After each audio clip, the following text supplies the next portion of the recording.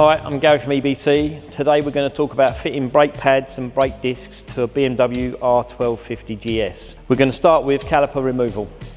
So before you remove the caliper, best practice is to loosen the brake pad retaining pin. So we need to remove the clip first, and then literally just going to loosen this pin. We're not going to remove it, just going to loosen it. Then we're going to remove the caliper.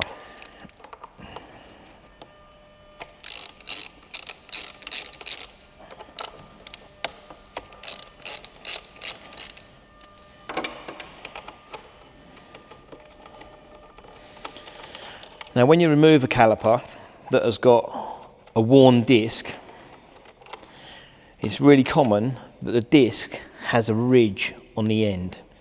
You can feel it more than you can see it. So to remove the caliper that has got old pads on a worn disc, you may need to wiggle the caliper a little bit to separate the pads, push the pistons back a little bit in the caliper.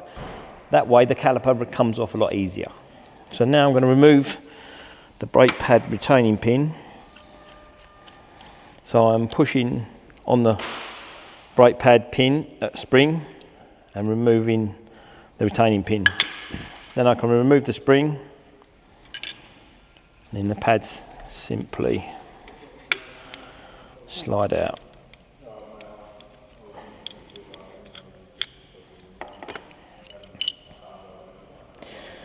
Still a bit of meat left on them yet. So we've got the caliper off, we've got the pads out, and you can see how grubby it is inside there. So we need to clean that before we push the pistons back into the caliper. So we use brake cleaner. I always do top and bottom. I always use a toothbrush, preferably not mine.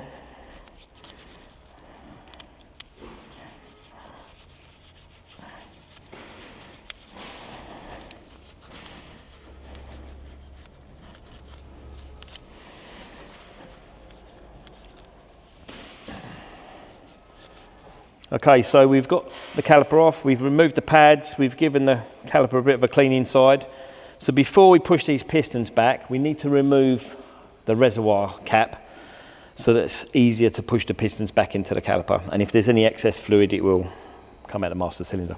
But before I remove this cap, I'm going to put some rag around there just to stop a bit of spillage if there is any.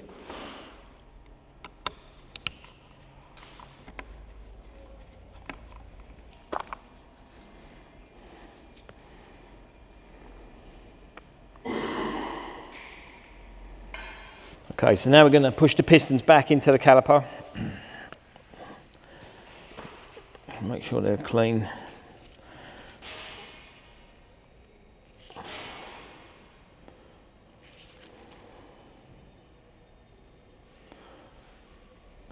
You can take your time doing this, because if you're a bit heavy-handed, you can force one of the pistons all the way out, and that's the last thing you want to do.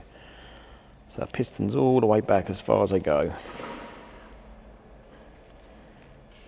Now we've got room for our new pads. I'm going to give it one more blast with brake cleaner.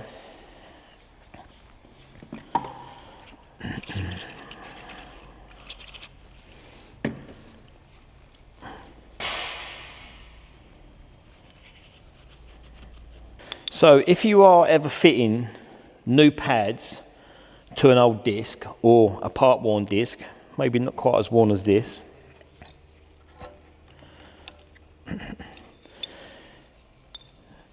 this disc has got a bit of a ridge on it. So when you fit a fresh set of pads to a part worn disc, you need to give yourself some mileage, bedding in time, for the face of this pad to match the face of this disc. Now that might take 50 to 100 miles. So when you first fit a brand new set of pads to a part worn disc, you need to give it time to bed in, because the faces need to match 100% before you got full performance. Another thing to make a point of, I always do this when I'm replacing pads, is I give the brake pad retaining spring a bit of a brush up, get rid of the brake dust, make sure it's nice and clean, Make sure it's in good condition.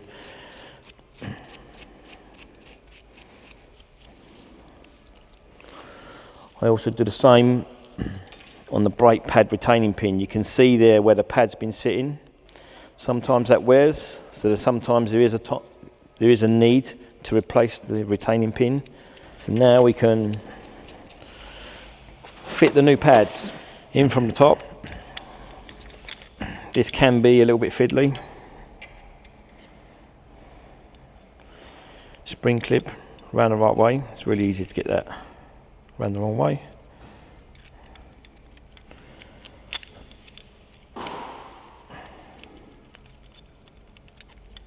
So I'm going to do that retaining pin up. Okay, for the purpose of this video, we've fitted pads to this caliper as well on the left hand side. So now we're going to talk about replacing the discs. So I'm going to remove the wheel. Talking about old worn pads and new pads on a worn disc. Now this is the pad we've taken out, we've removed. Sits on that disc, you can see how it locates. So the faces of this pad, the face of this pad and this disc are matched, which means your performance is going to be the best. Okay. When you fit a new pad to a worn disc, you need to give it some time to bed in so that face matches that face exactly, and then you got best braking performance. Okay, so we're going to replace this disc with a new one. This one's quite badly worn. As you probably noticed when we removed the caliper, the disc has got a bit of a ridge on it. It was difficult to take that caliper off, and it is actually on its minimum thickness. So we're going to replace it with a new one. These bolts will have a thread lock on them, which is why they are stiff to remove, for want of a better word. We've undone all the bolts, a little bit of thread lock on them. We're going to remove the disc. Now what's really important about fitting a new disc is making sure the disc mounting face is clean.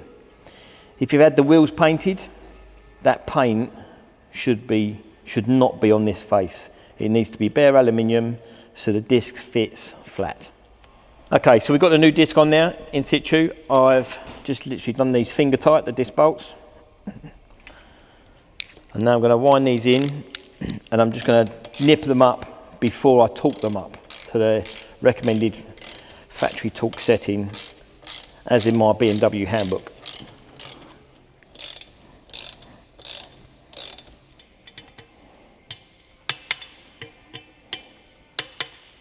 Okay, new disc fitted, tightened up to its recommended torque settings. Now we're just going to flip the wheel over and repeat the process for the other side.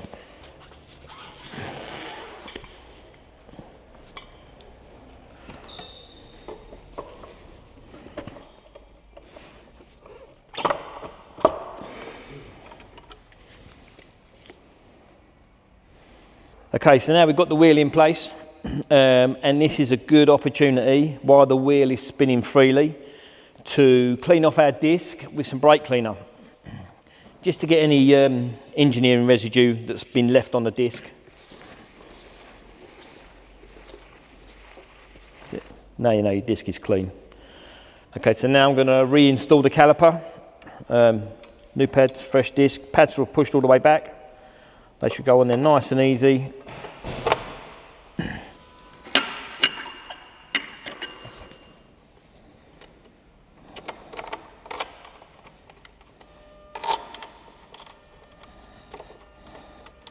Good idea to replace your clips to your brake hose. This is your ABS lead. So I'm just going to wind in the caliper bolts, finger tight. I'm going to do that on both sides first before I actually tighten them up to the right torque setting.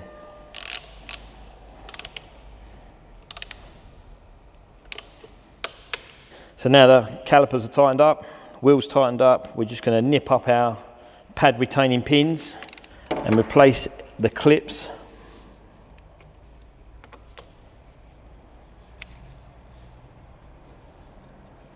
We're going to replace our reservoir cap.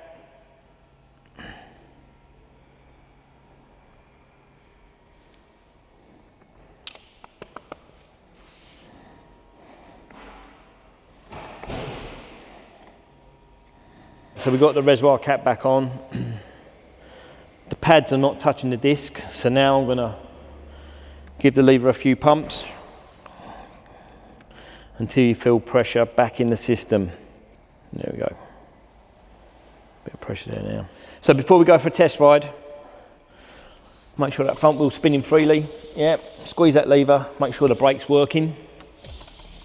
Now we're ready to go test ride.